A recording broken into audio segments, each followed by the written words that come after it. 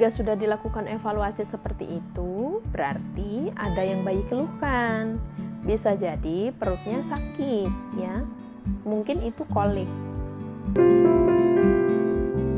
Ya, jadi kolik ini adalah satu kondisi di mana bayi menangis terus-menerus ya, selama berjam-jam dan tanpa bisa ditenangkan oleh siapapun, termasuk ibunya sendiri.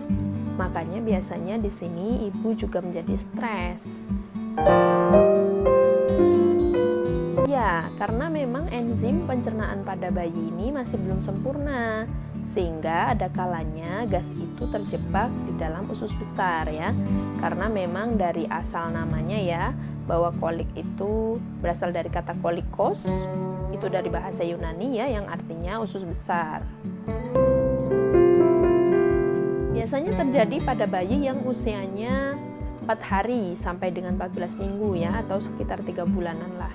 Akan tetapi ada juga ya bayi yang memang usianya sudah 4 bulan tetapi masih mengalami ini.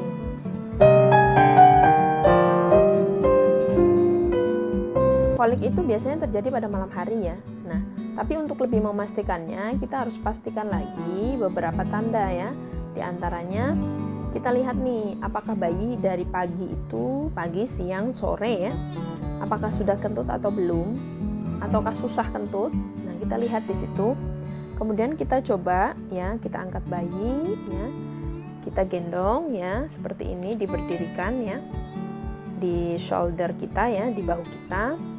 Nah, pada saat dilakukan seperti itu, kemudian diam ya, anak bayi diam.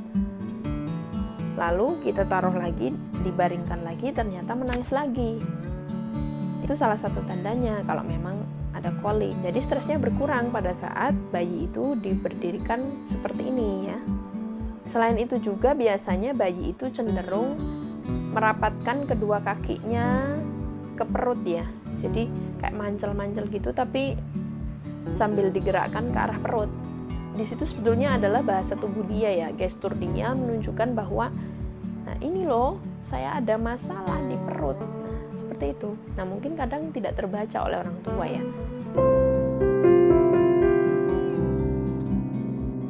Bayi itu kan punya ciri khas sendiri-sendiri ya, maka solusinya adalah kita harus coba juga cara ini satu persatu ya.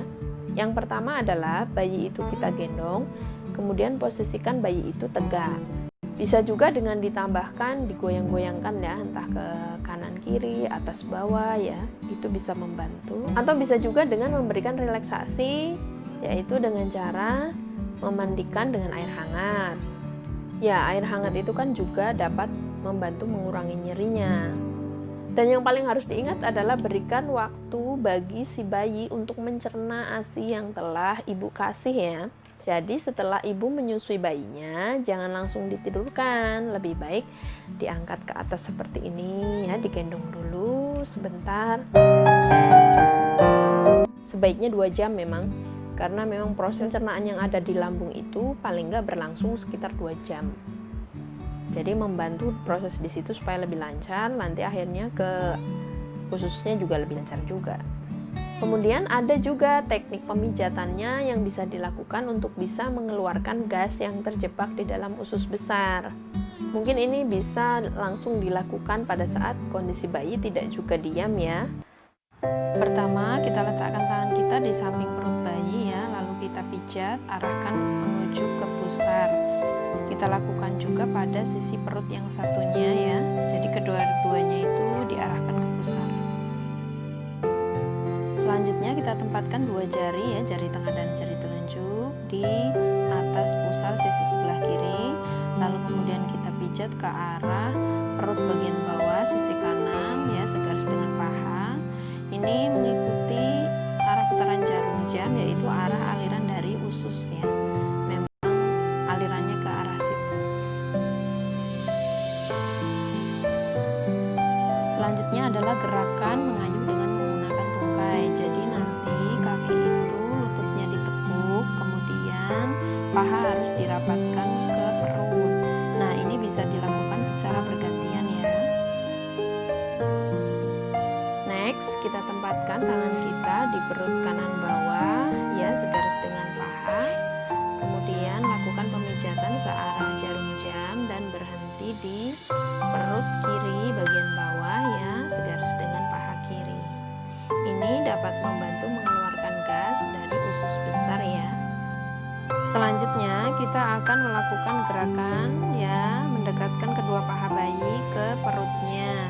Ya, kita angkat saja kedua kaki bayi, kita tekuk, lalu kemudian rapatkan dan tahan 10 detik.